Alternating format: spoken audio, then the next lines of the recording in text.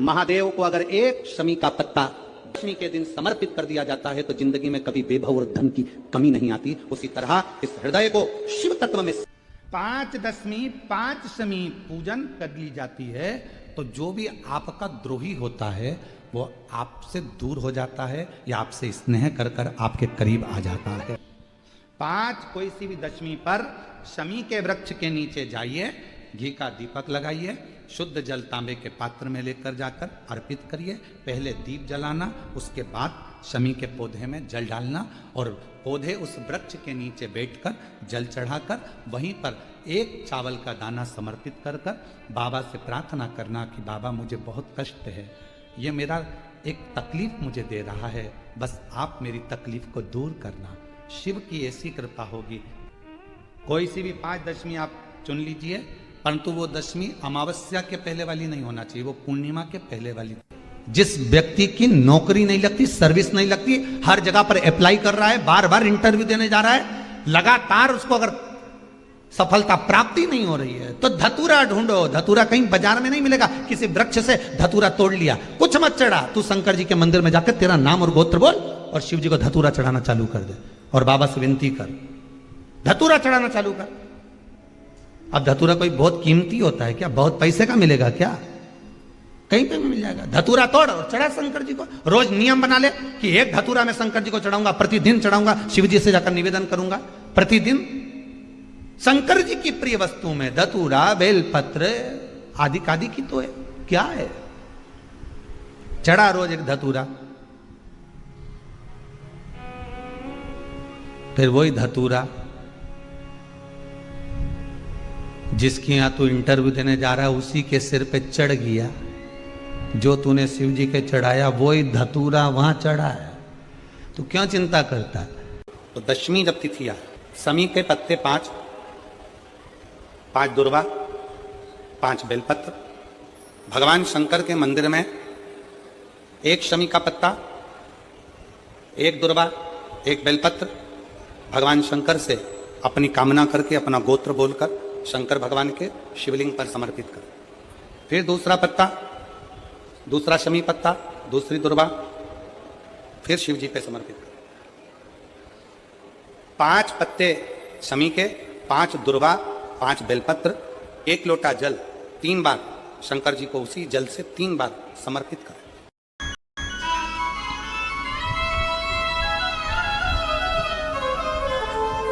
उस शमी का वृक्ष, वो शमी का पौधा, वो शमी का वृक्ष कोई साधारण नहीं होता। कहने वाले कह दिए शमी का पौधा यहां मत लगाना, शमी का पौधा वहां मत लगाना, शमी का पौधा, बेलपत्री का पौधा यहां मत लगाना, बेलपत्री का पौधा वहां मत लगाना, बेलपत्र को यहां मत लगाना। अरे भाई, शमी का पौधा अगर तुम्हारे घर के अंदर है, शमी का छोटा सा पौधा यदि तुम्हारे घर के आंगन में है, शमी का छोटा सा पौधा या बेलपत्र का छोटा सा पौधा तुम्हारे यहां है, तुम्हारा घर का वास्तु दोष कितना भी बेकार हो, शमी का पौधा और बेलपत्र का पौधा सारे वास्तु को अच्छा कर देता है। एक शमी का पौधा, एक बेलपत्र का पौधा हमें सुख प्रदान कर देता है।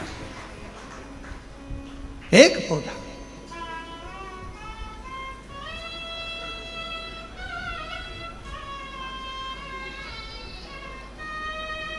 उस शमी के पौधे को ना पहचान रहे लोग, उस बेलपत्र के पौधे को ना पहचान रहे लोग। पर एक निवेदन आपसे और है, अगर तुम्हारे गांव में, तुम्हारे नगर में, तुम्हारे शहर में, तुम्हारी कॉलोनी में, तुम्हारी सोसाइटी में शमी का पौधा हो, बेलपत्र का पौधा हो, बड़ का पौधा हो, पीपल का पौधा हो, चाहे आंवले का पौधा हो, किसी भी पौधे में आप कोई भी, जैसे दही चढ़ा देते हो, दूध चढ़ा देते हो या कोई ऐसा इत्र चढ़ा देते हो, निवेदन है आप अपने आसपास के बड़े बड़े पौधे में ये कोई भी चीज़ ना चढ़ाएं। कोई महाराज कितना भी बताए, पर उस पौधे के अंदर आप केवल जल चढ़ाएं, केवल जल। आप उसमें ना दूध चढ़ाएं ना दही चढ़ाएं। क्यों?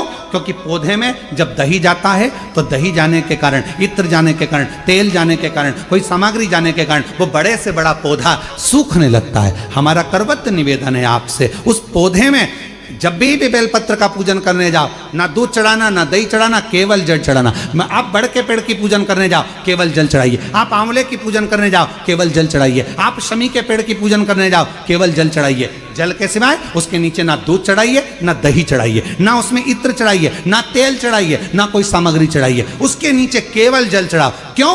क्योंकि शमी ने स्वयं मंदार से कहा है, हे मंदार, शमी ने मंदार से कहा है, हे मंदार, जब कोई एक जल का पात्र लेकर हम पंच वृक्ष के नीचे आते हैं, जल का भरा हुआ पात्र लेकर आते हैं और जल समर्पित करते हैं, जब वो खाली पात्र हमारे वृक्ष के नीचे से जाता है तो वो खाली नहीं रहता, हम उसे लक्ष्मी से परिपूर्ण कर कर भेज देते हैं। ये शमी का है।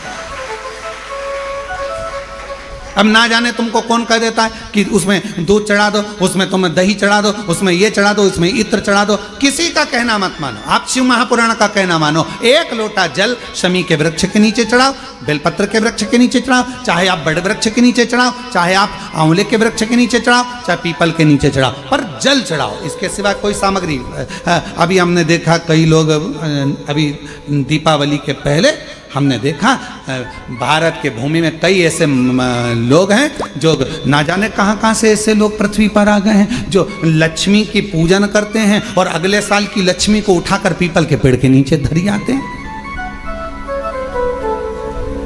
आंवले के वृक्ष के नीचे रखे आएंगे, कहीं बड़े वृक्ष के नीचे रखे आएंगे। रोड के किनारे जितने वृक्ष लगे हैं, सबके घर की लक्ष्मी मैया, सबके घर की लक्ष्मी जी की मूर्ति, गणेश जी की मूर्ति, इस देवता की मूर्ति, उस देवता की मूर्ति, सारी मूर्तियां पेड़ों के नीचे रखी हुई है। तुम्हें कौन ने अकल दे दी ऐसी? तुम्हें अकल किसने दी ऐसी? कौन ने विवेक दे दिया कि घर की पुरानी मूर्ति को पेड़ के नीचे ले जाकर रख दो?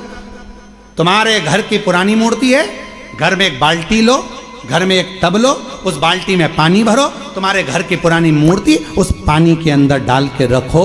जितने दिन में गल जाए, 15 दिन, 20 दिन, 25 दिन, जब गल जाए तब उस मूर्ति की मिट्टी को किसी पेड़ के नीचे ले जाकर डालो, पर अपने देवी देवता को किसी वृक्ष के नीचे ले जाकर मत रखो, उनका अपमान मत करो,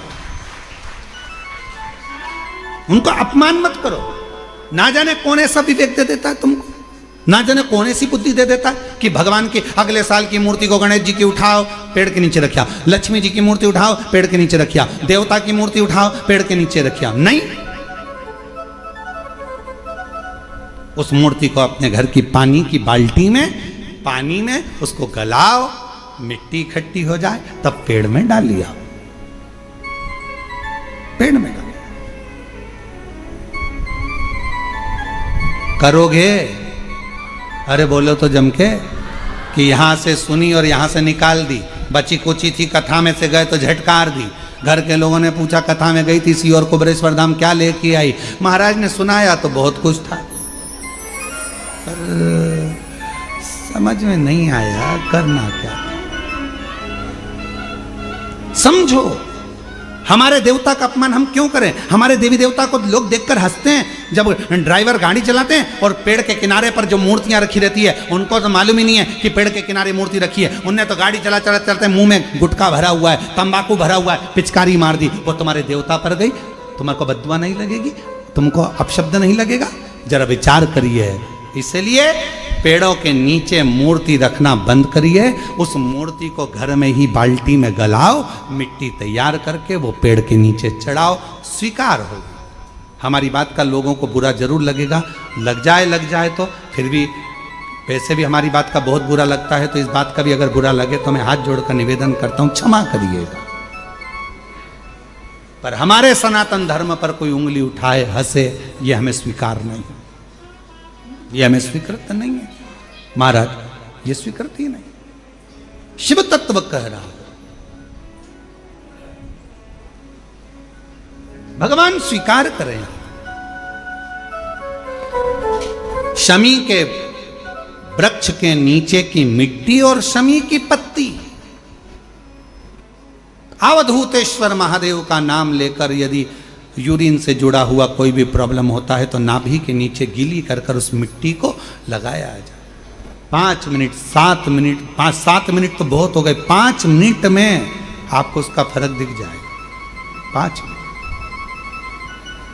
युदिना न प्रारंभ हो जाए। शमी के पत्र में वो बल होता है,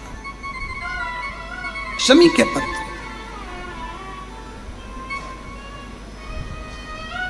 हम कईयों से कहते हैं कि अगर आपको लग रहा है कि डॉक्टर बोल रहा है कि कोई बड़ी बीमारी हो रही है, कोई तकलीफ, आपके मन में भी आपको ऐसा लग रहा है कि कहीं मेरे को घुटने ना बदलाना पड़ जाए, कहीं मेरे को ये बीमारी ना हो जाए, आपको ऐसा महसूस हो रहा है, तो आप बेलपत्र के वृक्ष के नीचे थोड़ी देर बैठो, वहां की मिट्टी को अपने शरीर पर थोड़ा सा लगाओ और श्री शिवाय नमस्तुभ्यं, श्री शिवाय नमस्तुभ्यं, श्री शिवाय नमस्तुभ्यं, श्री शिवाय नमस्तुभ्यं। बेलपत्र के वृक्ष के नीचे बैठकर वहां की मिट्टी को थोड़ा अपने मस्तिष्क पर चढ़ाओ, थोड़े हृदय से लगाओ, थोड़ी भुजा से लगाओ, थोड़े वक्ष स्थल पर, थोड़ा कंठ पर लगाओ, उस मिट्टी को थोड़ा थोड़ा सा स्मरण करिए और निवेदन करो श्री शिवाय नमस्तुभ्यम का बोलकर। खुद अपने आप अपनी बुद्धि से ही निकलना बंद हो जाएगा कि आपको ऐसा लग रहा था कि बीमारी होगी, घुटने बदलना पड़ेगा, ये करना पड़ेगा, अपने आप वो नेगेटिवता बाहर होगी और आप धीरे धीरे स्वस्थ होना प्रारंभ होंगे। इतने उपाय बताते हो, क्या ये सारे उपाय हम घर के शिवलिंग में कर सकते हैं? क्या घर के शिवलिंग के अंदर कर सकते हैं क्या? तो हम उनसे कहते हैं नहीं, अगर कोई उपाय करना है तो आपको मंदिर के शिवलिंग में जाकर करना है। क्यों? क्योंकि मंदिर का शिवलिंग के अंदर भगवान शंकर जिस दिन प्राण प्रतिष्ठा होती है उसी दिन प्रदोष काल में शंकर जी उसके अंदर आकर विराजमान हो जाते हैं। मुंडन मुंडन के कहने पर शिव वहां विराजमान। क्या हमारे घर के शंकर के शिवलिंग को उपाय करो, मना नहीं है, पर मूल रूप से शिव के मंदिर जाना चालू करो। शिव जी की 5 बेटियों में एक बेटी श्यामली बारी, नाम बोलो आप लोग, श्यामली बारी। एक ऐसा नाम है ये,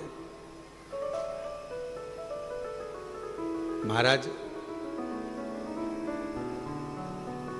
मान लो कर्जा बढ़ गया है, 5 लाख, 7 लाख, 3 लाख, 4 लाख, 2 लाख, कोई भी थोड़ा सा भी कर्जा अगर मस्तक पर है, माथे पर है, तो शिव जी की श्यामली बारी नाम की जो कन्या है, बेटी है,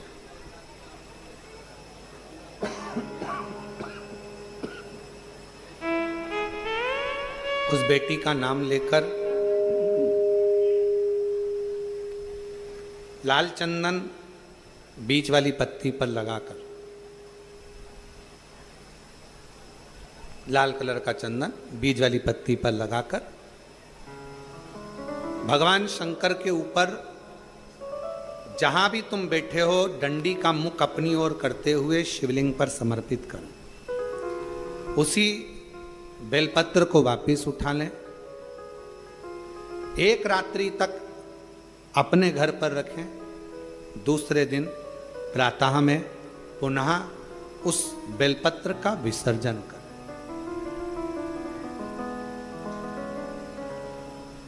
विसर्जन करते समय आपके ऊपर कितना कर्जा है, कितना कर्जा आपके ऊपर है, उसका स्मरण करते हुए, शिव जी से विनय करते हुए और अपनी मेहनत को 4 गुना करो, अपने कार्य को बढ़ाओ।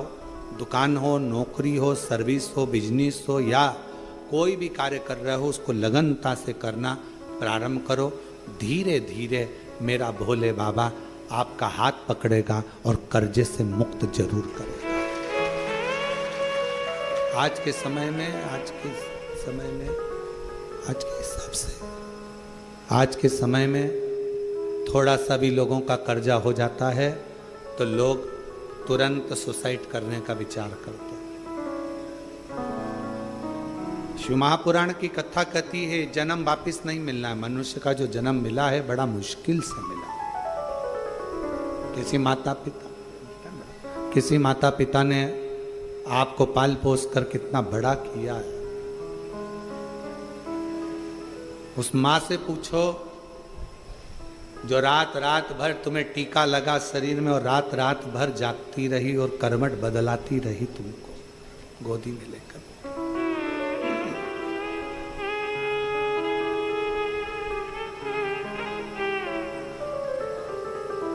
एकदम कैसे विचार कर ले,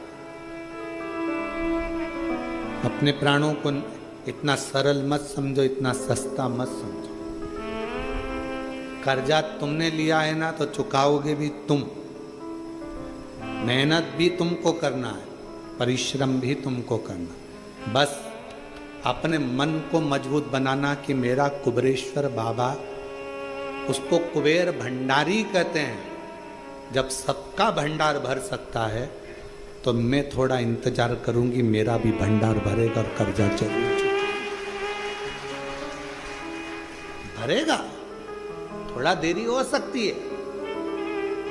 कुबेरेश्वर धाम पर आने वाले शिव भक्तों से हम निवेदन करेंगे, आप उसके दरवाजे आते रहो, जाते रहो।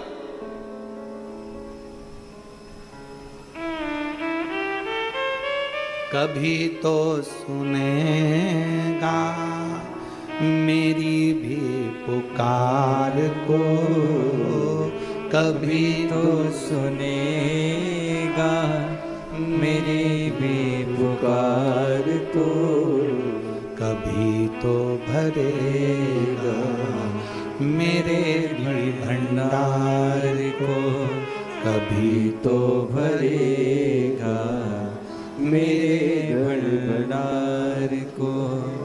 मेरा पिता है, मेरी माँ है, मेरा पिता है, मेरी माँ है, कभी तो सुनेगा मेरी पुकार को, कभी तो सुनेगा मेरी पुकार को।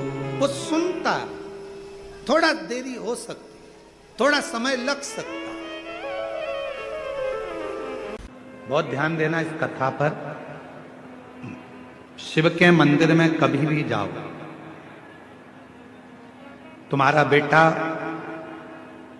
कोई नीट का एग्जाम दे रहा है, कोई कंपटीशन एग्जाम दे रहा है, तुम्हारी बेटी कोई परीक्षा दे रही है, तुम्हारा बच्चा, बेटा बेटी, पति पत्नी, कोई भी कोई एग्जाम में बैठने का प्रयास कर रहा है, पहले तो उससे कहो कि अपनी मेहनत 4 गुना कर, खूब पढ़, परिश्रम 4 गुना कर।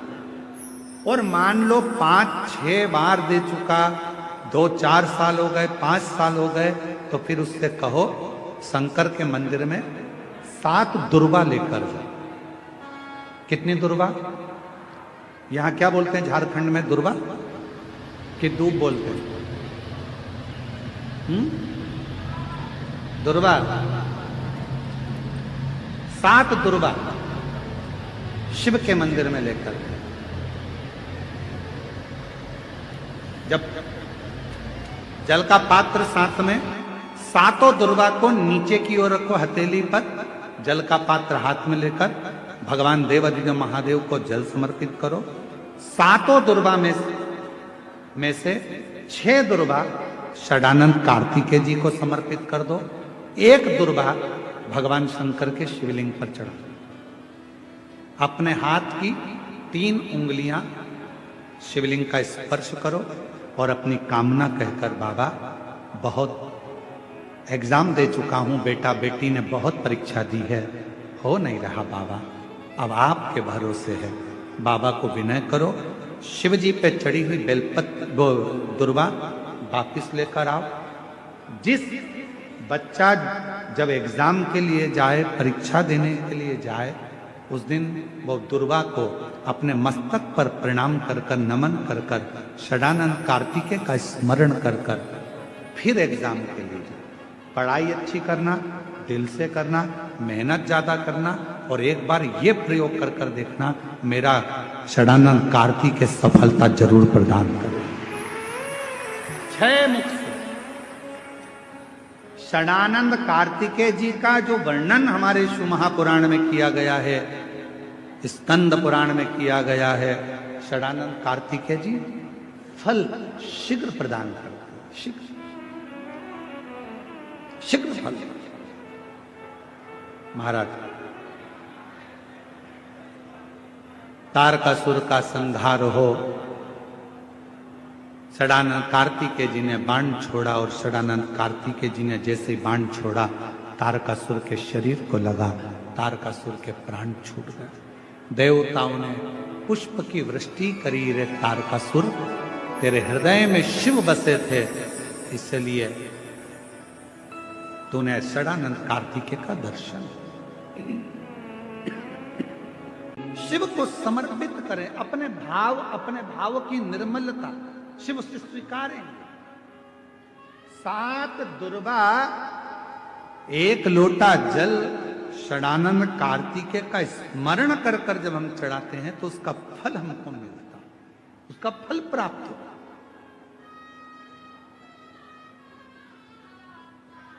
उसका फल हमें मिलता है।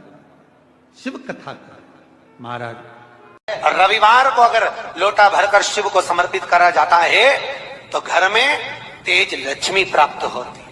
शिव पंचायत के 2 देव ऐसे हैं जिनको रोज जल चढ़ाया जाता है, एक सूर्य नारायण और दूसरे मेरे देवादिदेव महादेव, दोनों पर जल रोज चढ़ता है प्रतिदिन। शिव पंचायत में गुड़, चावल, लाल फूल और लाल मिर्ची के 11 दाने पानी के कलश में तांबे के लोटे में लेकर हाथ को ऊंचा कर कर नेत्र, नासिका, वक्षस्थल के सम्मुख में जो सूर्य नारायण को अर्घ देता है, जल चढ़ाता है, पर जो सूर्य को अर्घ रविवार के दिन दे देता है, अगले रविवार तक पैसे की आवक आना प्रारंभ हो जाती है। जो आज तक फोन नहीं उठाता वो फोन। सूर्य नारायण भगवान को स्टील के लोटे से या चांदी के लोटे से या पीतल के लोटे से या प्लास्टिक के लोटे से या कांच के बर्तन से जल चढ़ाने से आयु छिन्न होती है। क्या समाप्त होती है? आयु। और सूर्य नारायण भगवान को अगर तांबे के लोटे से जल दिया जाता है तो आयु की वृद्धि होती है, और दिन भर में अगर कोई काम अटकने वाला है तो वो काम का रास्ता खुल जाता है और शरीर की बीमारी समाप्त हो जाती है। शरीर की बीमारी समाप्त हो जाती है। लेकर अगर कितना भी जीवन में ऋण पड़ा हो, कितना भी कर्जा पड़ा हो, कितना भी दुख पड़ा हो, कितनी भी तकलीफ पड़ी हो, अगर काशी में सारनाथ भगवान का दर्शन यदि कर लेते हैं तो हमारी जिंदगी के सारे दुख धीरे धीरे धीरे धीरे, हमारा कर्जा धीरे धीरे चूक जाता है, समाप्त हो। सारनाथ भगवान का इतना महत्व लिंग पुराण में भी है, शिव महापुराण में भी है, नर्मदा पुराण में भी है। सारनाथ भगवान का वर्णन स्कंद पुराण के काशी खंड में भी है, चारों पुराणों में इसका वर्णन मिलता है। और यदि संसार का कोई व्यक्ति अगर मान लो काशी में जाकर सारनाथ भगवान का दर्शन ना कर पावे और उसकी जिंदगी में बहुत कर्जा है, इतना भी धन नहीं है कि काशी जाकर सारनाथ भगवान का दर्शन करे, तो शिव महापुराण की कथा कहती है अगर बन सके तो 5 बेलपत्र, 5 दुर्वा, 5 कनेर का पुष्प, 5 काली तिल हाथ में रखकर सारनाथ भगवान का स्मरण कर कर भगवान शंकर के मंदिर में शिवलिंग पर समर्पित करें, और शिवलिंग पर समर्पित कर कर सारनाथ भगवान का स्मरण कर कर लोटा भरकर जल शिव को समर्पित करें। उसी का थोड़ा सा जल झेल कर लेकर आकर अपने घर व्यापार के ऊपर छिड़कना प्रारंभ करें। धीरे धीरे 3 महीना भी नहीं लगेगा, व्यापार वृद्धि करेगा, कर्जा चूकना प्रारंभ हो जाएगा। सारनाथ भगवान का इतना महत्व, बोले सारनाथ महादेव की, शिव का इतना, उसको जाने, उसको पहचान। शिव महापुराण में 2 शब्द दिए हैं कि भगवान शंकर की आराधना करने वाले को भोग का भी सुख होता है और मोक्ष भी प्राप्त होता है। भोग से मतलब क्या है? कोई कामना, आपके जीवन की कोई कामना हो, आपके जीवन की कोई उम्मीदें हो, मुझे ये प्राप्त करना है, मुझे ये प्राप्त करना है, मुझे ये लेना है, मुझे ये प्राप्त करना है, वो उम्मीद। सारनाथ महादेव, सारनाथ महादेव, आप में से कोई गया है काशी में? सारनाथ महादेव का दर्शन किया आप लोगों ने? काशी में सारनाथ महादेव हैं, पीछे वाले हाथ उठाए हैं, ये लोग होकर आए हैं, माता जी भी होकर आए, इधर से भी कई लोग उठाए। काशी में सारनाथ महादेव हैं, और जो दर्शन कर कर आए हैं उनके चरणों को हमारी तरफ से नमन है, प्रणाम। काशी में जितने भी शिव भक्त कावड़ चढ़ाने के लिए काशी में विश्वनाथ जी के यहाँ जाते हैं, वो सारनाथ जरूर जाते हैं।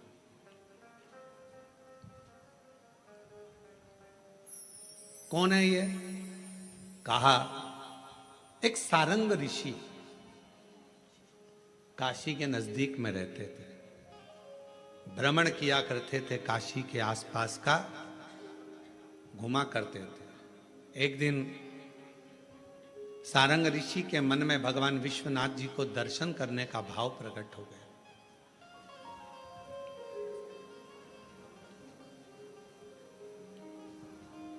काशी से थोड़ी सी दूरी पर इनका निवास था। काशी में प्रवेश नहीं करते। अब भगवान शिव की आराधना कर रहे, साधना कर रहे, और काशी में फिर इनके मन में आया कि भगवान नहीं दर्शन दे रहे तो मैं काशी में जाऊंगा, पर शिव मुझे दर्शन दे, मुझे निमंत्रण दे तो मैं काशी में जाऊं। अब शिव महापुराण की कथा कितनी बड़ी बात कहती है। स्वयं तुमरुका जी ने चंचुला देवी से कहा, जिसका पति प्रेत योनि में पड़ा था, मुक्ति के लिए साधन कर रही है चंचुला। ईसर जी गोरा जी यजमान बनकर बैठे हैं, और उस समय पर तुमरुका जी बोल रहे हैं चंचुला देवी से, चंचुला काशी की धरा पर शिव महापुराण में और भगवान शंकर के मंदिर में वही पहुंचता है जिसको शंकर भगवान हाथ पकड़कर लेकर जाते हैं, जिसको भगवान ओघड़ता नहीं, भगवान शिव लेकर जाते।